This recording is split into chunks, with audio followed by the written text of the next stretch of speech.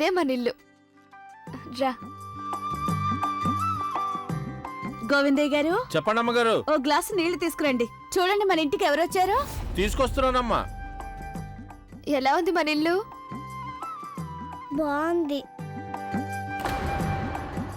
ఇదిగో తీసుకోండి. గోవిందయ్య గారు, తన్ని కలవండి.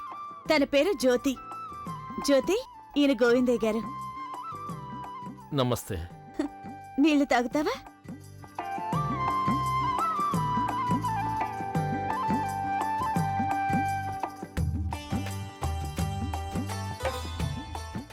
జ్యోతి, ఈ రోజు చాలా ప్రత్యేకమైన రోజు.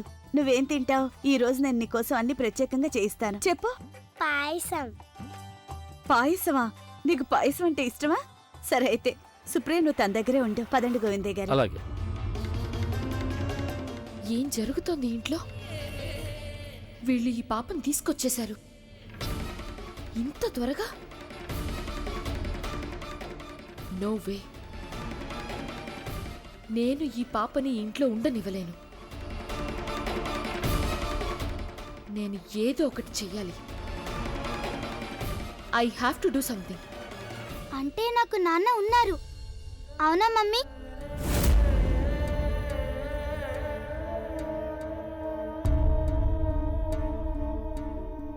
కృష్ణ, నువ్వు నిద్రపోయావు కదా?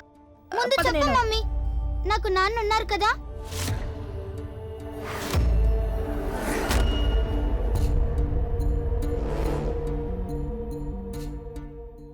నేను విన్నాను, నువ్వు కన్న పిన్నికి చెప్తున్నావు కదా? లేదు కృష్ణ, మేము వేరే విషయం గురించి మాట్లాడుకుంటున్నాం. లేదు, ముందు నువ్వు చెప్పు మమ్మీ. నువ్వు కన్న పిన్నితో అలా ఎందుకు చెప్పావు? నేను కృష్ణకి వాళ్ళ నాన్న గురించి ఎప్పుడు ఏమీ చెప్పనని. లేదు కృష్ణ, నేను చెప్తున్నాను కదా, అలాంటిదేం లేదు. లేదు, నేను విన్నాను, నేను ఇదే విన్నాను. అలాగే ఇది కూడా చెప్పావు, నువ్వు ఏది చెప్తే కృష్ణ అదే నమ్మేస్తుందని, అవునా? నాకు నాన్న లేడని నువ్వు నాకు అబద్ధం ఎందుకు చెప్పావు?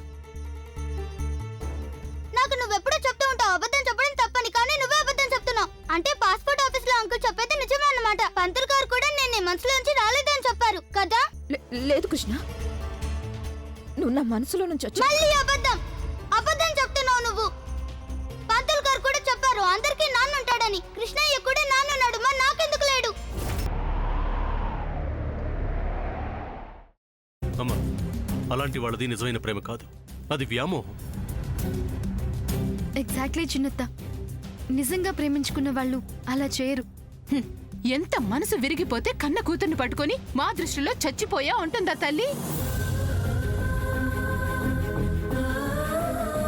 అది సరే అమ్మా, తన కూతురుతో తన మాట అనేటప్పుడు ఆమె మాటల్లో వ్యథ, కళ్ళల్లో బాధ గమనించావమ్మా? పెద్దబాబుకు బర్త్డే విషెస్ చెప్పు కూడా వెళ్ళాం కదా. ఊరికే ఎలా కాలిపోతుంది? మంట పెడితేనో పడితేనో తగలబడుతుంది.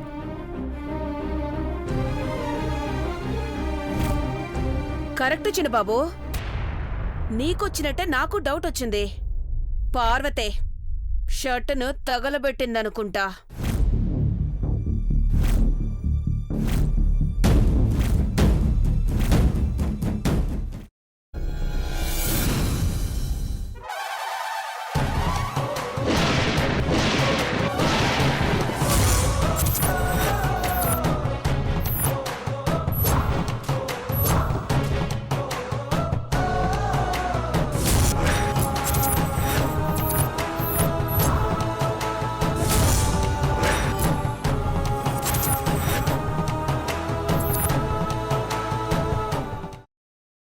తర్వాత పొట్టు తీసేసి చాప్ చేసి పక్కన పెట్టుకోవాలి.